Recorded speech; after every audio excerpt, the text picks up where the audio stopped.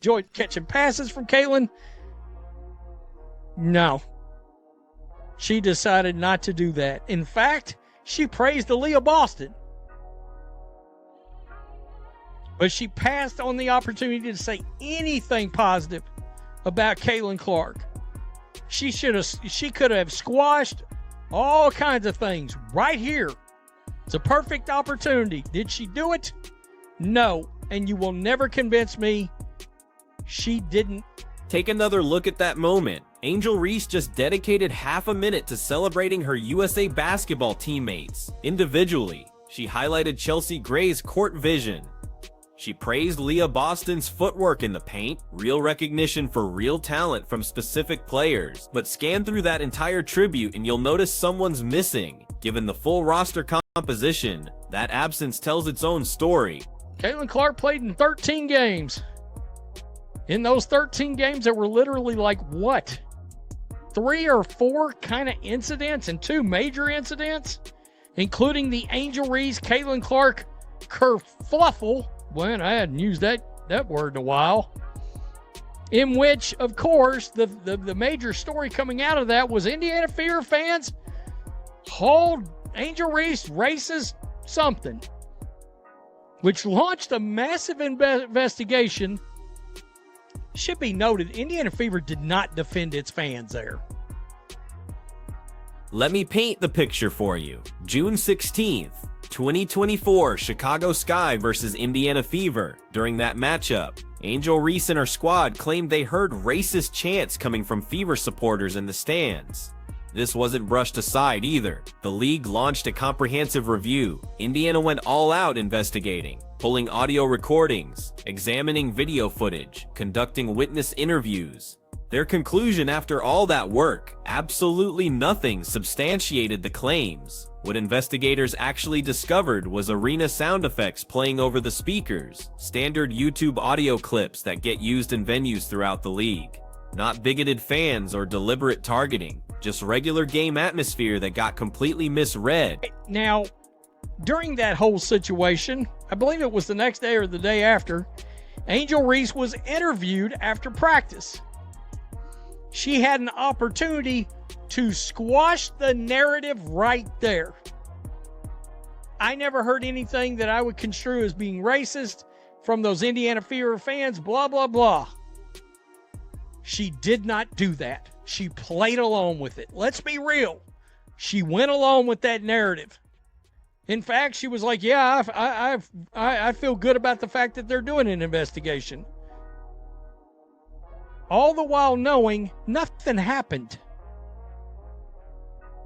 Now this is where things get really telling. The morning after that controversial game, Angel Reese sat down for an interview. This was roughly 2 days post-incident. The investigation was already rolling at that point, and she faced a choice. She could have clarified that she personally didn't hear anything problematic. Could have suggested maybe wires got crossed somewhere. Could have given those Fever fans the benefit of the doubt, but that's not what happened. She doubled down on the story instead, said she was glad an investigation was taking place, backed up accusations that had zero proof behind them. And once that investigation wrapped up empty-handed, did she circle back to address it?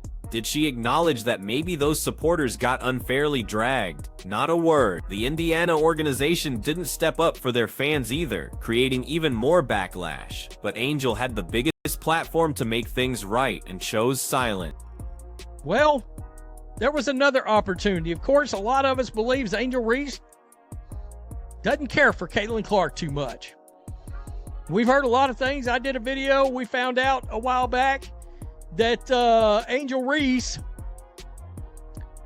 really didn't care for Caitlin Clark because anytime anybody brought up, the success of the league, Caitlin was always brought up, even if Angel was brought up.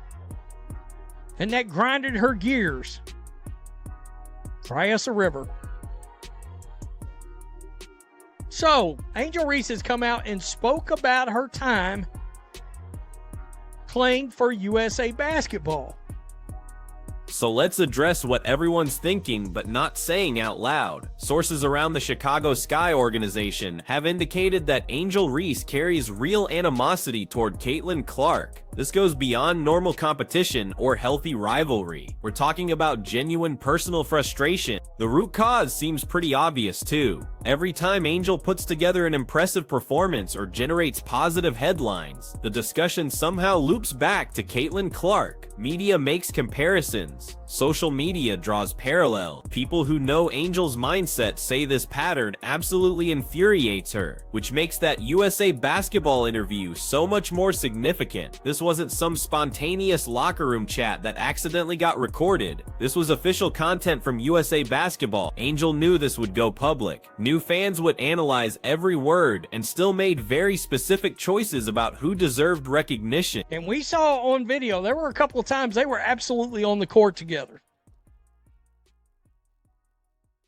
She had an opportunity to squash narratives out there, to try to do the bygones be bygones, let's all move forward, blah, blah, blah. And she didn't even have to say all that.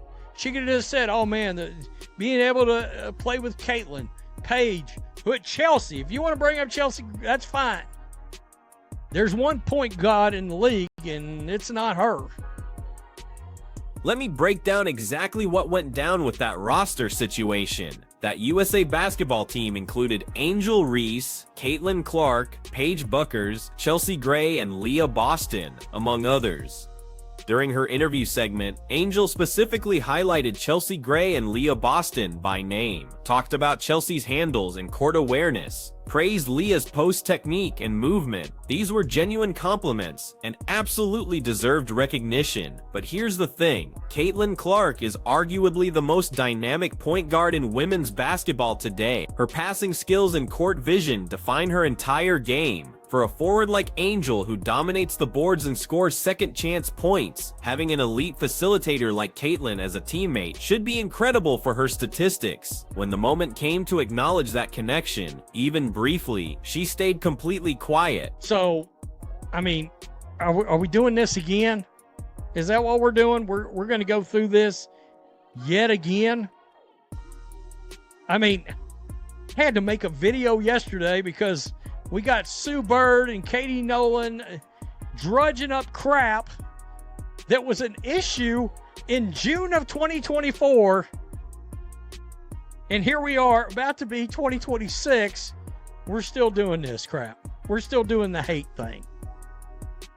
And I'm not hating on Angel Reese. I'm just saying she fumbled a huge opportunity here to squash a bunch of drama, a bunch of narratives, all this kind of thing.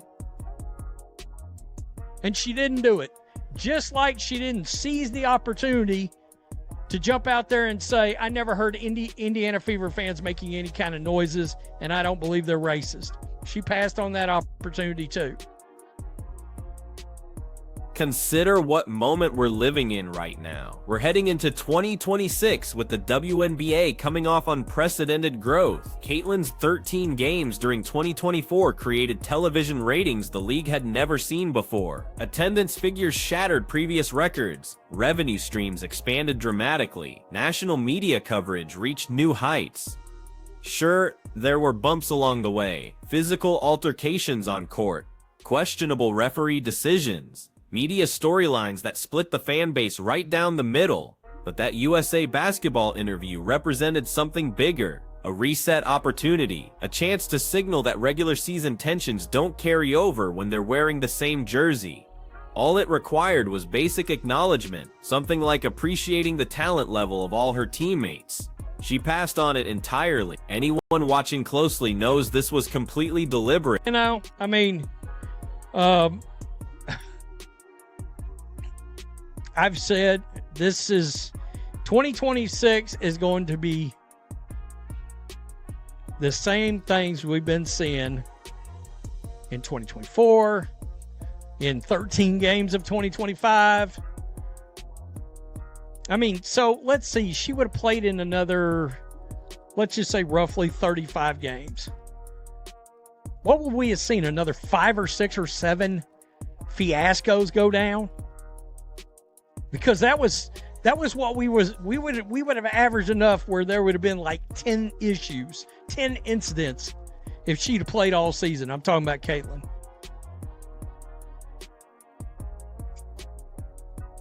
Unbelievable.